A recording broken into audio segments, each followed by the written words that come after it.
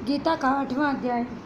इस प्रकार भगवान के वचनों को न समझकर अर्जुन बोले, हे पुरुषोत्तम, जिसका आपने वर्णन किया है वह ब्रह्म क्या है, अध्यात्म का क्या है, कर्म क्या है और अधिभूत नाम से क्या कहा गया है, अधिदेव नाम से क्या कहा जाता है। हे मधुसूदन, यहाँ अधियज्ञ कौन है और वह इस शरीर में कैसे है, और युक्त चित्त वाले पुरुषों द्वारा अंत समय में आप किस प्रकार जानने में आते हो। इस प्रकार अर्जुन के प्रश्न करने पर श्री कृष्ण भगवान बोले, हे अर्जुन, परम अक्षर अर्थात जिसका कभी नाश नहीं हो ऐसा सच्चिदानंद घन परमात्मा तो ब्रह्म है, और अपना स्वरूप अर्थात जीवात्मा अध्यात्म नाम से कहा जाता है, तथा भूतों के भाव को उत्पन्न करने वाला शास्त्र विहित यज्ञ, दान और होम आदि के निमित्त जो द्रव्य आदिकों का त्याग है वह कर्म नाम से कहा गया है। उत्पत्ति विनाश धर्म वाले सब पदार्थ अधिभूत है और हिरण्यमय पुरुष अधिदेव हैं। और हे देहधारियों में श्रेष्ठ अर्जुन, इस शरीर में मैं वसुदेव ही विष्णु रूप से अधियज्ञ हूँ, और जो पुरुष अंतकाल में मेरे को ही स्मरण करता हुआ शरीर को त्याग कर जाता है वह मेरे साक्षात स्वरूप को प्राप्त होता है। इसमें कुछ भी संशय नहीं है, कारण कि हे कुंती पुत्र अर्जुन, यह मनुष्य अंत काल में जिस भाव को भी स्मरण करता हुआ शरीर को त्यागता है उसको ही प्राप्त होता है, परंतु सदा उस ही भाव को चिंतन करता हुआ, क्योंकि सदा जिस भाव का चिंतन करता है अंत काल में भी प्राय उसी का स्मरण होता है। इसलिए हे अर्जुन, तू सब समय में निरंतर मेरा स्मरण कर और युद्ध भी कर। इस प्रकार मेरे में अर्पण किए हुए मन बुद्धि से युक्त हुआ निस्संदेह मेरे को ही प्राप्त होगा। हे पार्थ, यह नियम है कि परमेश्वर के ध्यान के अभ्यास रूप योग से युक्त अन्य तरफ न जाने वाले चित्त से निरंतर चिंतन करता हुआ पुरुष परम प्रकाश स्वरूप दिव्य पुरुष को अर्थात परमेश्वर को ही प्राप्त होता है। इससे जो पुरुष सर्वज्ञ अनादि सबके नियंता सूक्ष्म से भी अति सूक्ष्म सबके धारण पोषण करने वाले अचिंत्य स्वरूप सूर्य के सदृश नित्य चेतन प्रकाश रूप विद्या से अति परे शुद्ध सच्चिदानंद घन परमात्मा को स्मरण करता है, वह भक्ति युक्त पुरुष अंतकाल में भी योग बल से भ्रिकुटी के मध्य में प्राण को अच्छी प्रकार स्थापन करके और निश्चल मन से स्मरण करता हुआ उस दिव्य स्वरूप परम पुरुष परमात्मा को ही प्राप्त होता है। हे अर्जुन, वेद के जानने वाले विद्वान जिस सच्चिदानंद घन रूप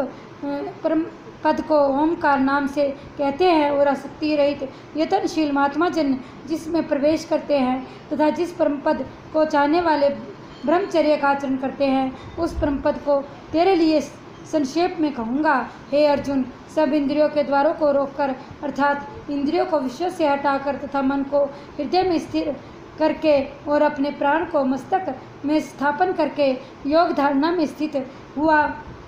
जो पुरुष ओम ऐसे एक इस अक्षर रूप ब्रह्म को उच्चारण करता हुआ और उसके अर्थ स्वरूप को मेरे को चिंतन करता हुआ शरीर को त्याग कर जाता है वह पुरुष परम गति को प्राप्त होता है। हे अर्जुन, जो पुरुष मेरे में अनन्य चित्त से स्थित हुआ सदा ही निरंतर मेरे को स्मरण करता है, उस निरंतर मेरे में युक्त हुए योगी के लिए मैं सुलभ हूँ अर्थात सहज ही प्राप्त हो जाता हूँ। वे परम सिद्धि को प्राप्त हुए महात्मा जन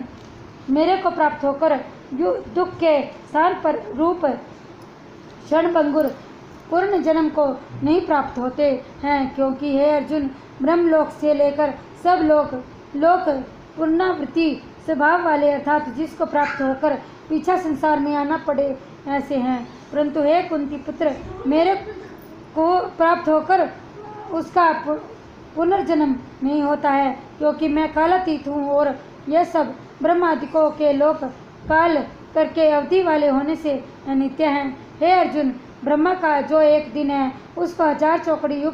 युग तक अवधि वाला और रात्रि को 1000 चौकड़ी युग तक अवधि वाली जो पुरुष तत्व से जानते हैं अर्थात काल करके अवधि वाला होने से ब्रह्मलोक को भी अनित्य जानते हैं, वे योगी जन काल के तत्व को जानने वाले हैं। इसलिए वे यह भी जानते हैं कि संपूर्ण दृश्य मात्र भूतगण ब्रह्मा के दिन के प्रवेश काल में अव्यक्त से अर्थात ब्रह्मा के सूक्ष्म शरीर से उत्पन्न होते हैं, और ब्रह्मा की रात्रि के प्रवेश काल में उस अव्यक्त नामक ब्रह्मा के सूक्ष्म शरीर में ही लय होते हैं। वह ही है भूत समुदाय उत्पन्न होकर प्रकृति के वश में हुआ रात्रि के प्रवेश काल में लय होता है और दिन के प्रवेश काल में फिर उत्पन्न होता है। हे अर्जुन, इस प्रकार ब्रह्मा के 100 वर्ष पूर्ण होने से अपने लोक सहित ब्रह्मा भी शांत हो जाता है, परंतु उस अव्यक्त से भी अति परे दूसरा अर्थात विलक्षण जो सनातन अव्यक्त भाव है, वह सच्चिदानंद घन पूर्ण ब्रह्म परमात्मा सब भूतों के नष्ट होने पर भी नष्ट नहीं होता है। जो वह अव्यक्त अक्षर ऐसा कहा गया है, उसी अक्षर नामक अव्यक्त भाव को परम गति कहते हैं, तथा जिस सनातन अव्यक्त भाव को प्राप्त होकर मनुष्य पीछे नहीं आते, वह मेरा परम धाम है। और हे पार्थ, जिस परमात्मा के अंतर्गत सर्वभूत है और जिस सच्चिदानंद घन परमात्मा से यह सब जगत परिपूर्ण है, वह सनातन अव्यक्त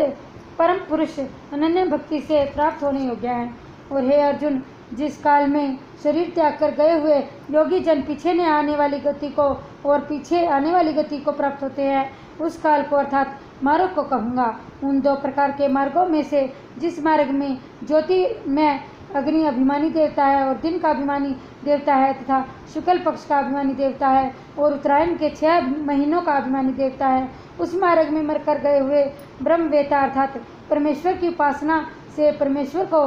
प्रोक्ष भाव से जानने वाले योगी जन उपरोक्त देवताओं द्वारा कर्म से ले गए हुए ब्रह्म को प्राप्त होते हैं। जिस मार्ग में धूमा अभिमानी देवता है और रात्रि अभिमानी देवता है तथा कृष्ण पक्ष का अभिमानी देवता है और दक्षिणायन के 6 महीनों का अभिमानी देवता है, उस मार्ग में मरकर गया हुआ सकाम कर्मयोगी उपयुक्त देवताओं द्वारा कर्म से ले गया हुआ चंद्रमा की ज्योति को प्राप्त होकर स्वर्ग में अपने शुभ कर्मों का फल भोगकर पीछे आता है। क्योंकि यह जगत के यह 2 प्रकार के शुक्ल और कृष्ण अर्थात देवयान और पितृयान मार्ग सनातन माने गए हैं। इनमें एक के द्वारा गया हुआ पीछे न आने वाली परम गति को प्राप्त होता है और दूसरे द्वारा गया हुआ पीछे आता है अर्थात जन्म मृत्यु को प्राप्त होता है। हे पार्थ, इस प्रकार इन दोनों मार्गों को तत्व से जानता हुआ कोई भी योगी मोहित नहीं होता है, अर्थात फिर वह निष्काम भाव से ही साधन करता है, कामनाओं में नहीं फंसता। इस कारण हे अर्जुन, जो सब काल में समत्व बुद्धि रूप योग से युक्त हो अर्थात निरंतर मेरी प्राप्ति के लिए साधन करने वाला हो। क्योंकि योगी पुरुष इस रहस्य को तत्व से जानकर वेदों के पढ़ने में तथा यज्ञ तप और दान आदिकों के करने में जो पुण्य फल का उस सबको निसंदेह उल्लंघन कर जाता है और सनातन परम पद को प्राप्त होता है।